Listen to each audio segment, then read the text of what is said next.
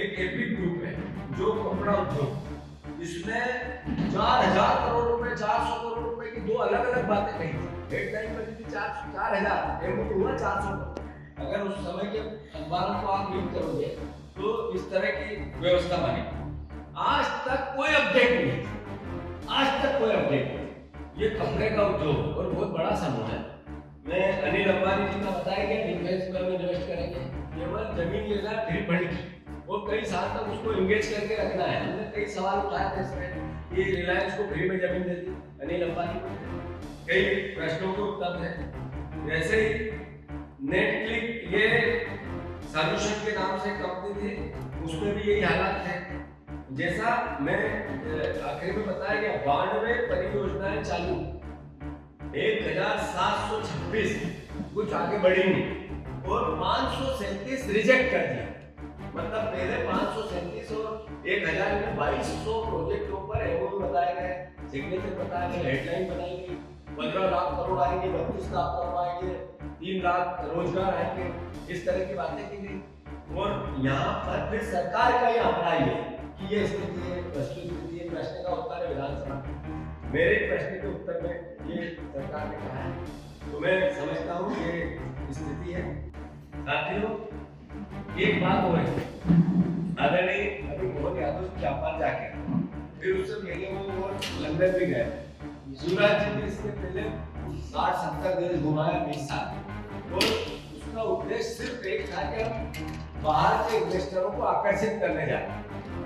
जो भारत सरकार की रिपोर्ट है, भारत सरकार की रिपोर्ट ये कहती है कि 2019 से 22 तक जो 0.33% इन्वेस्ट आया, जो मध्य प्रदेश पहले 10 राज्यों में भी इस साल नहीं है। मतलब जहां महाराष्ट्र में 27.87% बाहर का इन्वेस्ट आया, विदेशी निवेश हुआ, मध्य प्रदेश में 0.33% हुआ। यानी हम जब बार बार कह रहे थे कि ये विदेशी टूरिज्म पे जाते हैं, तो सिद्ध हुआ।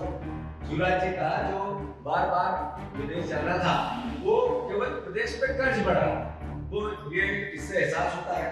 मैं आप सबसे आग्रह करना चाहता हूँ कि जैसा मैंने कहा कि 2022, 23, 24 और 24-25 इस विदेशी निवेश को लेकर जब मोहन यादव भी घूम के आए हैं, इन्होंने जीरो, नाम ही नहीं है, विदेशी निवेश ही नहीं आया मध्य प्रदेश। मतलब पिछले 5 पंचवर्षीय योजना में कोई विदेशी निवेश मध्य प्रदेश में नहीं आया। ये भारत सरकार के आंकड़े हैं, हमारे नहीं, कोई आरोप भी नहीं है। जो 23 में हुई उसमें था 15 लाख करोड़ रुपए इन्वेस्ट, उसमें 1,95,000 करोड़ रुपए इन्वेस्ट हुआ। और इसके पीछे रोजगार कितना मिला, तो पिछले साल जो रोजगार कार्यालय का आंकड़ा था वो था 37 लाख रोजगार पंजीयन हुए हैं, और सरकार ने जो इसमें बताया वो हुआ करीब 38,000 हमने रोजगार दिए हैं। मतलब ये दोनों बातें सरकार की असली चेहरे को बताती है। कोई आरोप, कोई प्रत्यारोप, एक सरकार को कोई नकारात्मक की भूमिका नहीं निभाना चाहिए।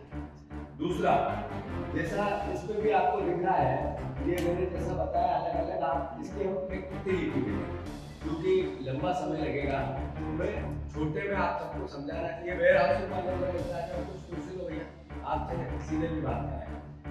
2023 की इन्वेस्टर समिट जो सबसे लास्ट, 2023 की इन्वेस्टर समिट, उसमें 15 लाख करोड़ रुपए, जैसे मैंने कहा 29 लाख रोजगार के दावे थे, 29 लाख रोजगार मिले जो हमारे मुख्यमंत्री जी ने कहा, और इसमें 3800 रोजगार ही मिले।